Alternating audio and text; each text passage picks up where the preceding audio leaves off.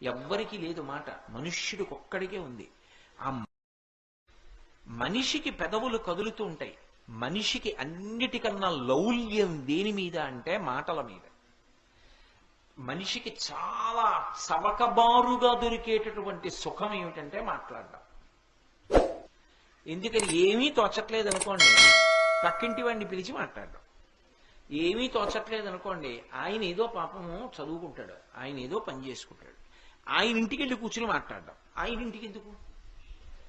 నీకెటూ పని లేదు, ఆయన ఎందుకు పాడు చేస్తావు? నా బోటి వాడి గురించి చెప్తున్నాను, మీరు అలా చేయరనుకోండి. ఆయన్ని ఎందుకు పాడు చేయడం? అంటే ఓ రూపాయి ఖర్చు అక్కర్లేదు కదా, మాట్లాడుకుంటే చాలు. కానీ ఈశ్వరుడు మాట ఎంత గొప్పగా ఇచ్చాడు. ఎవ్వరికి లేదు మాట, మనుష్యుడికి ఒక్కడికే ఉంది. ఆ మాట చేత ఎంత కష్టంలో ఉన్నవాణ్ణి ఓదార్చవచ్చు. మాటతో బ్రతికుదాం అనుకున్నవాణ్ణి కూడా చచ్చిపోయేటట్టు చేసేయచ్చు. రావణాసురుడు మాట్లాడిన మాటలకి సీతమ్మ తల్లి చనిపోదాం అనుకోలా? అదే సీతమ్మ తల్లి హనుమ మాట్లాడితే బ్రతుకుదాం అనుకోలా? ఒకడి మాటకి బ్రతుకుదాం అనుకుంది, ఒకడి మాటకి చచ్చిపోదాం అనుకుంది. మాట అంత శక్తివంతమా కాదా? అంత శక్తివంతమైనటువంటి మాటకి ఆధారం పెదవులు. ఈ పెదవులు కదులుతూ ఉండడం గొప్ప కాదు, జీవితంలో ప్రయత్నపూర్వకంగా పెదవులు కదలకుండా ఉంచగలగడం గొప్ప. అందుకే మహాత్ములు ఏం చేస్తారంటే మౌనవ్రతం చేస్తూ ఉంటారు. చంద్రశేఖరేంద్ర సరస్వతి మహాస్వామి వారు ఎప్పుడైనా ఎక్కడైనా నోరు విప్పి ఏదైనా మాట్లాడారనుకోండి, తెల్లమారేటప్పటికి కనీసం అది 200 భాషల్లోకి తర్జుమా అయ్యేది. ఆయన మాట్లాడారు అంటే సరస్వతీదేవి మాట్లాడింది, కామాక్షి పరదేవత మాట్లాడిందని గుర్తు. అందుకే నడిచే దేవుడు అని పేరుగాంచారు. అటువంటి మహాస్వామి ప్రయత్నపూర్వకంగా కుటీరంలో కొన్నాళ్లు మౌనంలోకి వెళ్ళిపోయేవారు. అసలు మనిషి జీవితంలో చిట్ట చివర పొందవలసిన స్థితి ఏది అంటే మౌనం. బతికున్న నాళ్ళు ఉపన్యాసం చెప్పకూడదు, కొంతకాలం ఉపన్యాసాలు చెప్పాలి. ఏదో ఒక పెద్దవాడు అయిపోయిన తర్వాత ఇంకా విడిచిపెట్టేయాలి. ఏదో ఒక రోజున ఇక నేను ఈ ప్రసంగాలు చెయ్యను, ఆప్ చేసేయాలి. ప్రసంగాలు చేయని వాడైతే ఇక లౌకికమైన మాటలు నేను ఎక్కువ మాట్లాడినా. మౌనంలో ఉండాలి. అసలు తరించుట, ఆత్మను అనుభవించుట అనేటటువంటిది మౌనంలోనే జరుగుతుంది. మౌనము ఆత్మని అనుభవించేటటువంటి స్థితి. వాక్కు దానికి భంగకరం. ఆ మౌనంగా ఉండడం రావాలి మనిషికి. అన్నిటికన్నా గొప్పది ఏది అంటే మౌనమే. అందుకే ఏ మాట మాట్లాడితే ఏదొస్తుందో అంటారు. ఎవరి దగ్గర ఎంత మాట్లాడాలో, ఎప్పుడు ఎంత మాట్లాడాలో తెలిసి ఉండాలి. భూపసభాంతరాల మన పుష్కళమాచ్యతురత్వ మాజి బాహాపటు శక్తియున్ యశమునందనురక్తియు ప్రకృతి సిద్ధగుణంబులు సజ్జనాళికిన్నంటాడు భర్తృహరి. అదే పనిగా మాట్లాడకూడదు. ఎవరితో మాట్లాడుతున్నావు అన్నది దృష్టిలో పెట్టుకుని బహు తక్కువ మాట్లాడాలి. పెద్దలతో మీరు మాట్లాడుతున్నారు అనుకోండి, మీరు మాట్లాడింది బహు తక్కువ ఉండాలి, మీరు విన్నది చాలా ఎక్కువ ఉండాలి. గురువు గారితో మాట్లాడుతున్నాను అనుకోండి, గురువు గారు మాట్లాడింది వినాలి. జవాబు చెప్పవలసి వస్తే బహు తక్కువ మాట్లాడాలి. అందుకే వాక్కు అంటే స్వామి హనుమ. అంత హనుమ లంకాపట్టణానికి వెళ్ళి సీతమ్మ తల్లి దర్శనం చేసి రాక్షస సంహారం చేసి తిరిగొస్తే అంగదుణ్ణి కూర్చోపెట్టి వానరుల్ని కూర్చోపెట్టి మాట్లాడితే తను వెళ్ళిన విషయాలన్నీ వర్ణిస్తారు. రాముడు పిలిచి ఏమైందని అడిగితే దృష్ట్వా సీత అంటారు. సీతమ్మ చూడబడినది అంతే. పెద్దల దగ్గర ఎక్కువ మాట్లాడకూడదు, పెద్దల దగ్గర వినాలి. జీవితంలో మౌనం పాటించాలి, తక్కువ మాట్లాడాలి. ఎవరు ఎక్కువ మాట్లాడతాడో వాడి ఆయుర్దాయం తరిగిపోతుంది. 100 సంవత్సరములు బ్రతకవలసిన వాడు ఎక్కువ మాట్లాడేటటువంటి అవసరాన్ని పెట్టుకుంటే 80 సంవత్సరాలకు వెళ్ళిపోతాడు. ఎవరు ఎక్కువ మాట్లాడకుండా ఉంటాడో వాడు దీర్ఘాయుష్మంతుడవుతాడు. అందుకే గురువు చేసేటటువంటి మహాత్యాగం ఏమిటి అంటే 10 మందికి మంచి మాటలు చెప్పడం. గురువు గారు మాట్లాడకుండా కూర్చుంటే లోకానికి జ్ఞానం ఎలా అందుతుంది? తన ఆయుర్దాయం పోతోందని తెలిసి మాట్లాడుతున్నాడు. అది గురువు చేసే త్యాగం. అందుకే గురువు శరీరాన్ని శిష్యులు రక్షించుకుంటారు. మిగిలిన పనుల విషయంలో గురువుగారు ఇబ్బంది పడకుండా చూసుకుంటూ ఉంటారు. కారణం ఏమిటంటే గురువుగారు ఎక్కువ కాలం బ్రతకాలి. బ్రతకపోతే దారి చూపించేవాడు ఎవరు? అందుకని, అంతేకాని అదే పనిగా మాట్లాడండి మాట్లాడండి మాట్లాడండి అనరు. కారణం ఏంటంటే గురువు ఎక్కువ కాలం బ్రతకాలి కాబట్టి, లేకపోతే లోకంలో దారి చూపించేవాడు ఉండడని. ఈ మౌనంగా ఉండండి అని చెప్పవలసి వస్తే మనం ఏమంటాం అంటాం, నోటి మీద వేలు వేసి చూపిస్తాం. ఇలాగా ఇలా వేలు పెడతాం, చెయ్యి ఇలా అడ్డు పెట్టామంటే దానికి రెండు అర్థాలు. ఇలా అన్నాను అనుకోండి మాట్లాడకండి అని, ఇలా పెట్టుకున్నాను అనుకోండి నోటికి చెయ్యి అడ్డు, ఎదురుగుండా ఉన్నవారు పెద్దలు అని గుర్తు.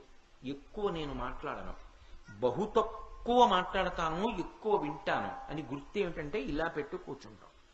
నేను మా గురువుగారి దగ్గరికి వెళ్ళాను అనుకోండి, ఇలా కూర్చుంటాను మొదట వెళ్ళగానే. అంటే గురువుగారు నేను ఎక్కువ మాట్లాడను, మీరు మాట్లాడింది నేను వింటాను. ఇలా చెయ్యి అడ్డు పెట్టుకున్నాడు అంటే వాడికి జీవితంలో ఎలా బ్రతకాలో, ఎన్ని మాటలు మాట్లాడాలో, ఎంత మౌనం పాటించాలో వాడికి తెలుసని గుర్తు.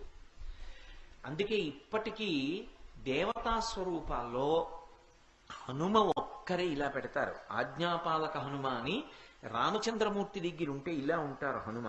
మీరు ఇప్పటికీ తిరుపతి వెడితే తీర్థం ఇచ్చే దగ్గర చూస్తే ఇలా పెట్టి ఉంటారు. క్యాలెండర్లు కూడా వచ్చాయి ఆ మధ్య, అందులో ఉంటారు ఇలా చెయ్యి అడ్డు పెట్టి ఇలా పెట్టుకుని ఉంటారు, ఇలా నిలువుగా పెట్టి ఉంటారు. ఆజ్ఞాపాలక హనుమ అంటారు.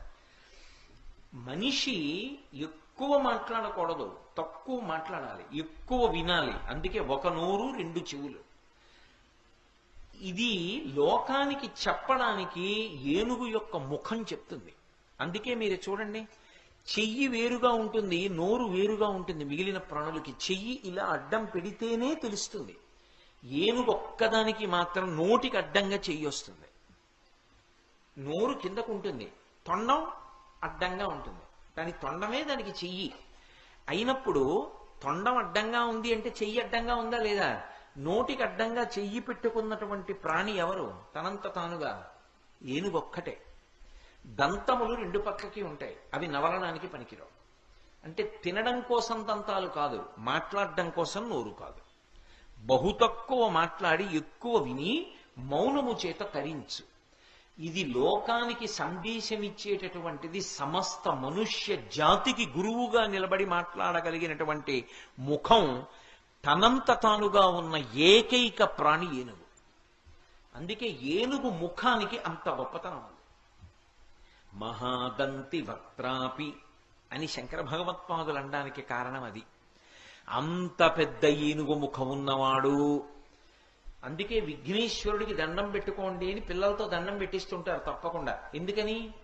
నువ్వు తెలుసుకోవడం కాదు, ఎక్కడ ఎంత మాట్లాడాలో తెలిసి ఉండడం కూడా చాలా అవసరం.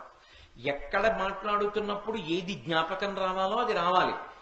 ఎక్కడ ఎక్కువ మాట్లాడకూడదో అక్కడ మాట్లాడకుండా కూర్చోగలగాలి.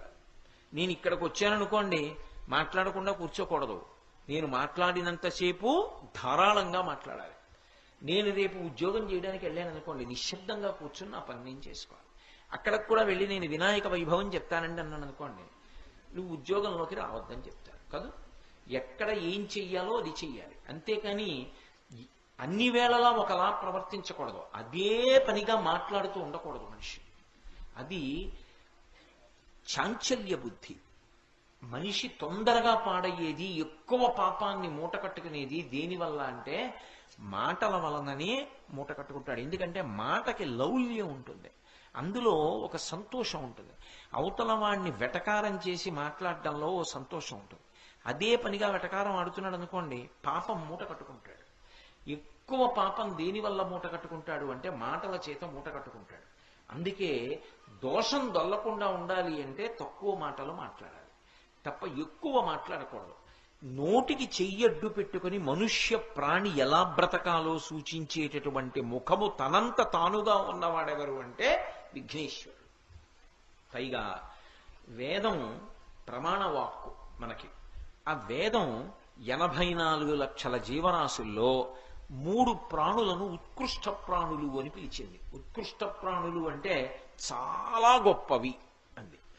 ఏ కారణం చేత వీళ్ళు ముగ్గురు గొప్పవారు అని అడిగారు. అడిగితే వేదం ఈ ముగ్గురు ద్వైపములు అంది. ద్వైపం అంది. ద్వైపం అంటే ఏదైనా పుచ్చుకోవాలి లోపలికి అంటే 2 అంచెలలో తీసుకోవాలి. ఒకరికి ఇచ్చేయాలి అంటే ఒక అంచెలో ఇచ్చేస్తే అటువంటి ప్రాణులని ద్వైపములు అంటారు. తప్ప ఒక అంచెలో లోపలికి పుచ్చుకుని ఇచ్చేటప్పుడు 2 అంచెల్లో ఇచ్చిందనుకోండి హీన ప్రాణి అని గుర్తు. 2 అంచెలలో లోపలికి పుచ్చుకొని 1 అంచెలో బయటికి ఇచ్చే ప్రాణులు అన్ని ప్రాణులలో 3 ఉన్నాయి. 1 మనుష్యుడు, 2 కోతి, 3 ఏనుగు, 4 లేదు. నే చెప్పట్లేదు, వేదం చెప్పింది ఈ మాట. ఎందుకని? నేను అన్నం తినాలనుకోండి, లేకపోతే నేను పండు తినాలనుకున్నాను అనుకోండి, ముందు చెయ్యి పెట్టి పండు పట్టుకోవాలి. 1 తెచ్చి నోటి దగ్గర పెట్టుకోవాలి. 2 అంచెల్లో కదా పుచ్చుకుంటున్నాను. అన్నం తినాలి, చెయ్యి పెట్టి అన్నం ముద్ద తీయాలి, అప్పుడు నోట్లో పెట్టుకోవాలి. 2 అంచెలు. నేను మీ దగ్గర నుంచి ఓ యాపిల్ పండు పుచ్చుకోవాలి, నేను ఇలా తీసుకోవాలి, నా దగ్గర పెట్టుకోవాలి. 2 అంచెలు. పుచ్చుకోవాలంటే 2 అంచెలు, ఇవ్వాలంటే నేను మీకు పండిచ్చేయాలనుకున్నాను అనుకోండి, ఇలా తీసి ఇచ్చేస్తాను.